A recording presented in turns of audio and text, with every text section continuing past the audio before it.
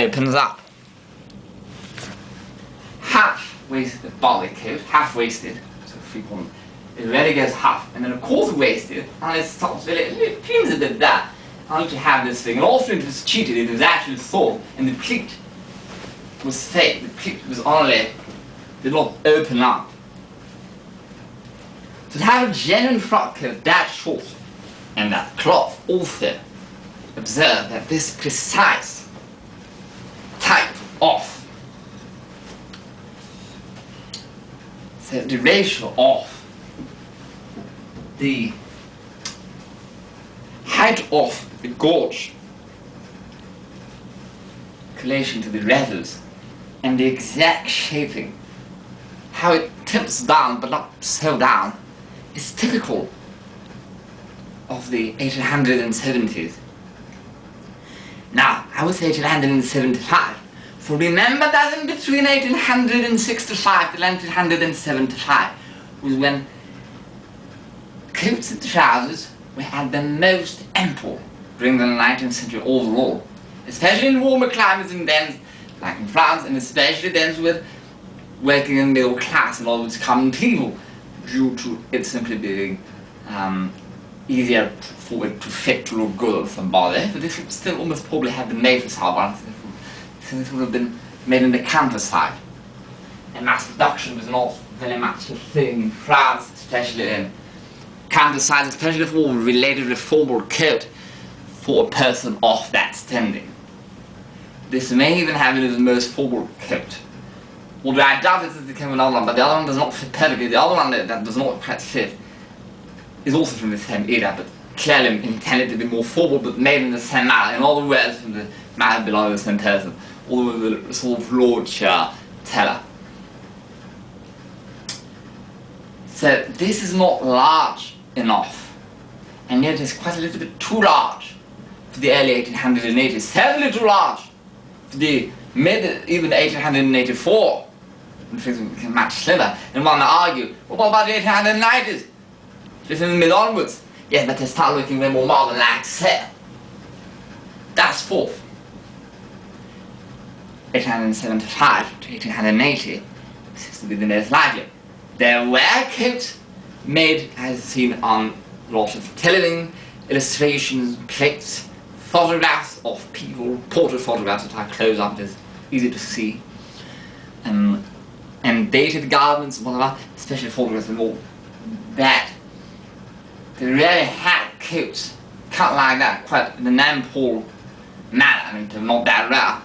I mean, the same sort of width, so not that large, but yet clearly still ample compared to the mid to especially late 1880s.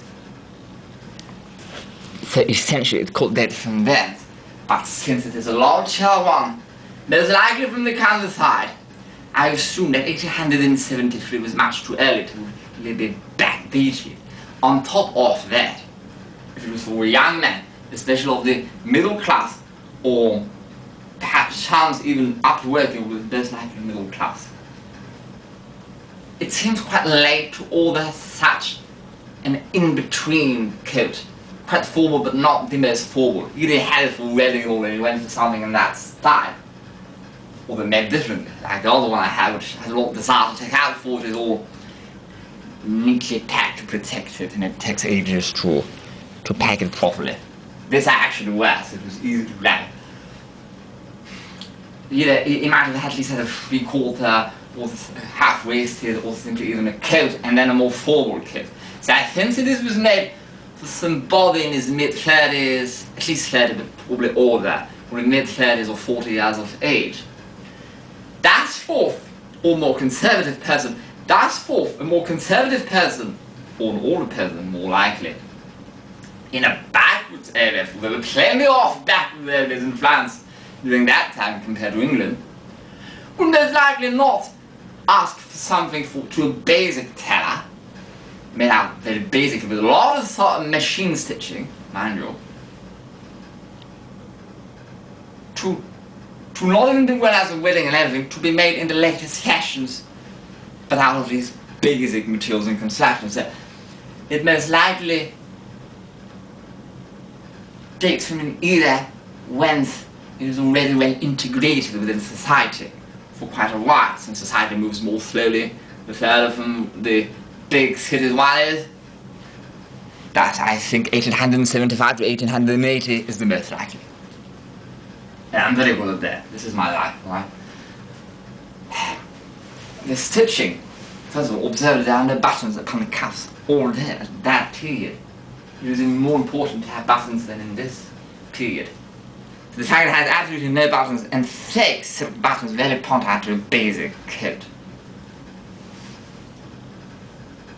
Observe how the stitching is irregular and yet straightish throughout. It also is faded to yellowish, because the dyes then were not nearly as good as they were later on. This irregular stitching was almost unavoidable because the sewing machines they used back in the 1870s or early 80s, especially for basic tailors, would have been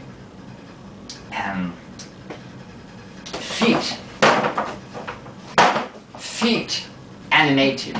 They had to, with a pedal with a stool, like that. And the stitching was less fast, less regular, because it had to. On top of that, they probably will have the most skilled worker, or the most time to do the best job. Henceforth, the irregular stitching throughout. Pointing also that the lining is original, and not something added later on, since the coat is very much well in the lining, but not enough in the outside to presume, other than the moth, all of these are moth damages, to presume that it had been well up in the point that such a strong lining would have necessitated changing. And yet, the lining is assembled by hand. This was redone by us, by Sabitri, but the original thread is all there. It is very basic. It does not take time. It is not well done. Even worse than here, not only are there many gaps, further gaps than in this hand-stitch lining, but it did not even try in the least to conceive the stitching. That's worth pointing to. Again, it's cheaper construction. Less time, less money, less labor. Often these things, the cuffs also notice are slanted, not dead straight.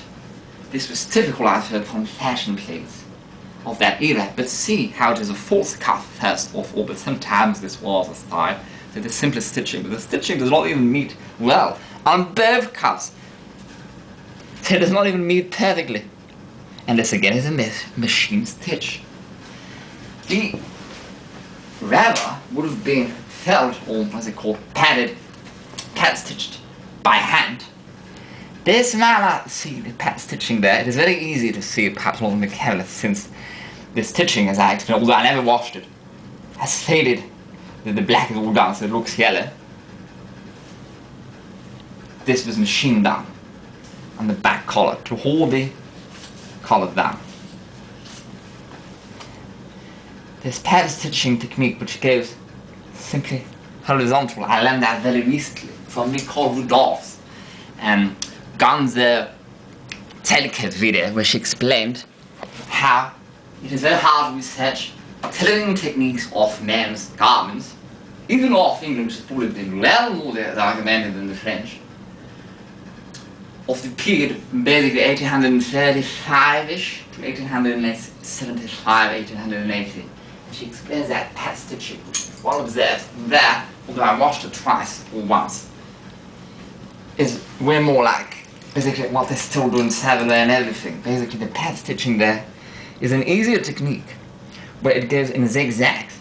So one does not have to constantly switch the side as one pad stitches it. And thus they are able to put more quickly more pad stitching than that. But also with that technique, it was probably both a reasoning thing, they had not made the reasoning, but also because they really wanted the rubber to lay flat, but not just flat. Flat and sort of like that. Imagine I'm the rubber. Really sweep back of the